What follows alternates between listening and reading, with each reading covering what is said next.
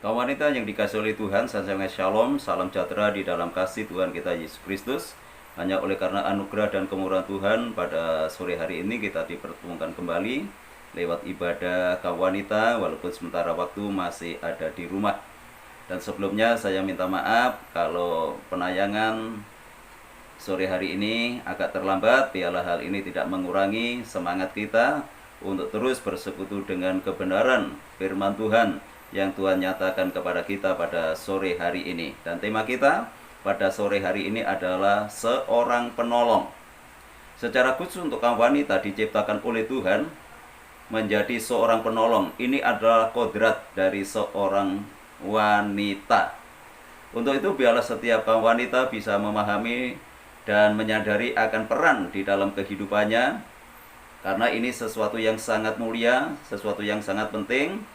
Kalau wanita itu adalah seorang penolong, dan biarlah sungguh-sungguh boleh berfungsi dengan maksimal, secara khusus di tengah-tengah keluarganya. Firman Tuhan katakan di dalam Kejadian pasal 2 ayat 18, Tuhan Allah berfirman, tidak baik kalau manusia itu seorang diri saja. Aku akan menjadikan penolong baginya yang sepadan dengan dia. Jadi ini adalah ketetapan daripada Tuhan bahwa wanita itu adalah seorang penolong. Secara khusus di tengah-tengah anggota keluarganya, apalagi di tengah-tengah kesulitan saat ini, seorang wanita sungguh-sungguh perannya sangat diperlukan, dibutuhkan. Karena wanita ditetapkan oleh Tuhan sebagai seorang penolong, secara khusus dalam mengatur keuangan rumah tangga, mengatur keuangan keluarganya. Ini adalah sesuatu yang sangat penting, apalagi diprediksikan bahwa bangsa kita akan menghadapi resesi. Dan biarlah kita bagian dari bangsa ini terus mendoakan biarlah itu tidak akan menjadi kenyataan. Dan di tengah-tengah kondisi yang saat ini memang peran seorang wanita itu sangat dibutuhkan. Mengatur rumah tangga, mengatur keuangan keluarganya sehingga dapat terpenuhi semua keperluan kebutuhan rumah tangganya. Tentunya tidak hanya berkaitan dengan kebutuhan lahiriah seorang wanita itu menjadi penolong, tetapi juga di dalam hal yang rohani. Saya akan berikan contoh kehidupan Sarah, istri dari Bapak Abraham, ketika saat Bapak Abraham kedatangan 3 tamu, yaitu adalah Tuhan sendiri yang hadir di tengah-tengah keluarga Abraham.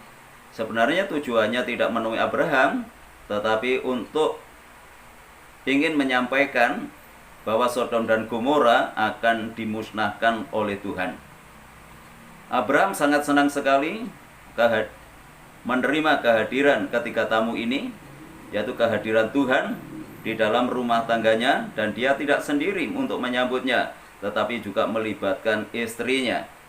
Saya akan baca di dalam Kejadian pasal yang ke-18 ayat yang ke-6.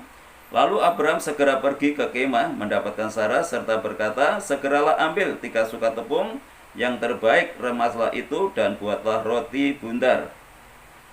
Lalu ayat yang ke-9, lalu kata malaikat Tuhan atau Tuhan itu sendiri kepadanya, di manakah Sarah istrimu? Jawabnya, di sana di dalam kemah. Dan firman-Nya, sesungguhnya aku akan kembali tahun depan mendapatkan engkau. Pada waktu itulah Sarah istrimu akan mempunyai seorang anak laki. Dan Sarah mendengarnya pada pintu kemah yang di belakangnya. Jadi kehadiran ketiga tamu ini di tengah-tengah keluarga Bapak Abraham sangat disambut dengan senang hati oleh keluarga ini. Secara khusus Bapak Abraham bersama istrinya Sarah juga dilibatkan di dalam menyambut tamunya ini, kehadiran Tuhan ini. Sarah mempersiapkan segala sesuatunya untuk menyambut kehadiran Tuhan di dalam rumah tangganya.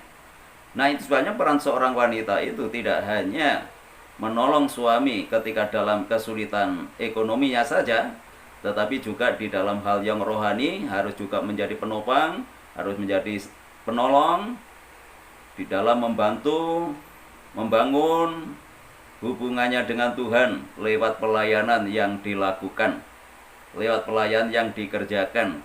Sarah tidak pernah protes, Sarah tidak pernah menyesal ketika diajak bersama Bapak Abraham untuk melayani Tuhan di dalam kehidupannya.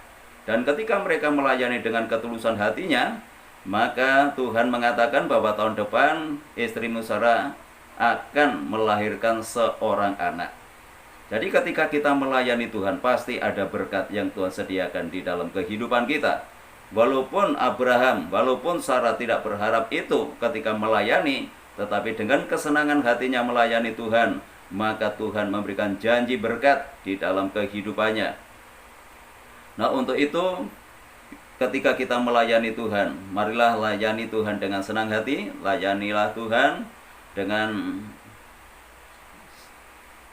sepenuh hati kita, maka berkat Tuhan pasti Tuhan limpahkan di dalam kehidupan kita.